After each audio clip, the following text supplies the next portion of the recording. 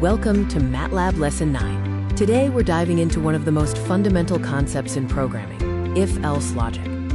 Understanding if-else statements is crucial for writing code that can make decisions and respond to different conditions.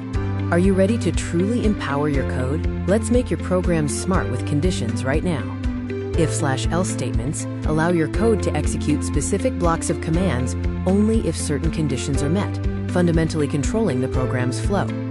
The basic structure in MATLAB uses if for the initial condition, elseif for additional conditions, and else for anything remaining.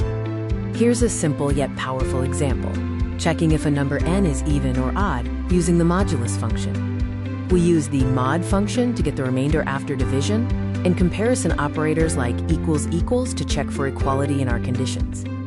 Beyond simple checks, you can construct complex multi-level logic, allowing for highly sophisticated decision-making in your programs.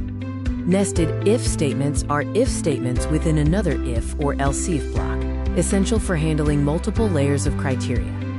To check for multiple conditions simultaneously, you will use logical operators like AND represented by 2 ampersands, or OR represented by 2 vertical bars. Congratulations! With if-else logic, you've unlocked the power to create responsive and intelligent MATLAB programs. Remember, Booleans rule in conditional statements. This lesson marks the grand finale of our beginner MATLAB series. Stay tuned for our advanced lessons, where we'll explore more complex topics and further supercharge your programming skills.